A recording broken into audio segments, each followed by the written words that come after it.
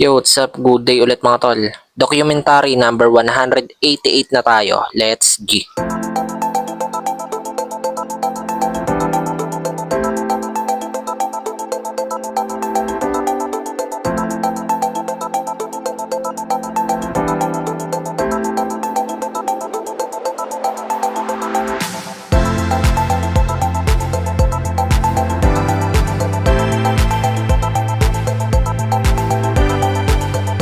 Yan, giniling ang ulam namin for today's with potato.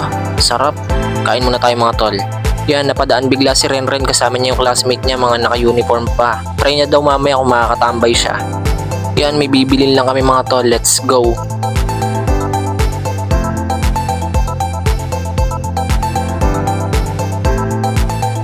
Yo, dito kami pumunta. Bibili lang kami ng isang bundle na palutsina. Magkakarpintero kasi kami for today's video ulit.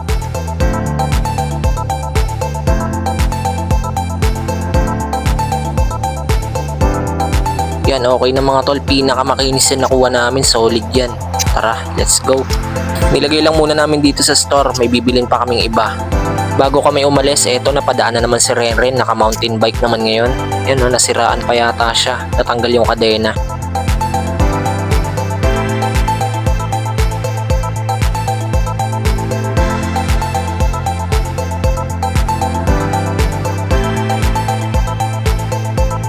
Yan, okay na mga tol, tara na, let's go. Yan, napadaan lang muna kami saglit dito sa bilihan ng manok. Bibili lang kami ng chicken skin, nakakamiss kasi kumain nun.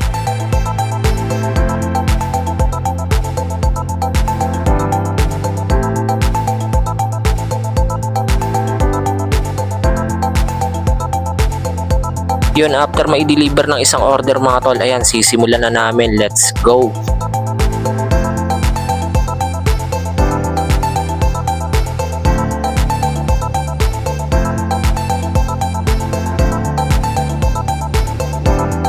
Yan, nabuo ko na yung isang side na lang tapos na. Guess what na lang ulit mga tol. Kakasimula ko pa lang sa kabilang side, biglang dumating si Renren, tutulungan niya ako saglit. And mga tol, naikabit ko na. Parang yung sa farm lang o yung ano ng manok. Pero signage yan mga tol ng Boss Jack Cafe. Solid oh. Mga tol, si ate nang bahala mag-lettering dyan or what.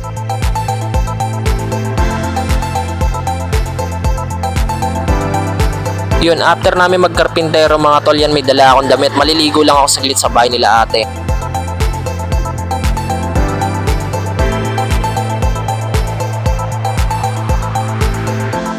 Yun, isang mabilisang ligo lang sa bahay nila ate. Ayan, may lights na pala tong mga aquarium.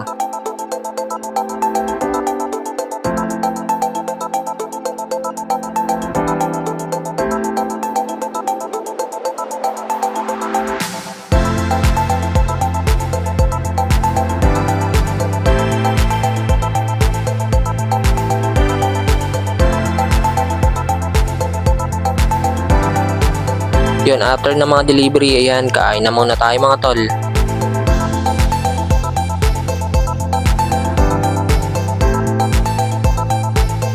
Habang nagkukwentuhan kami ni ate sa loob, may narinig kaming asong tumitili, ayan, kaya napalabas kami. Akala namin yung asong puti na yan, kinakagat niya daga. Yung pala asong galanan, nakahiga, winawagayway niya yung ulo mga tol, kawawa. Parang mamamatay na nga yan yo.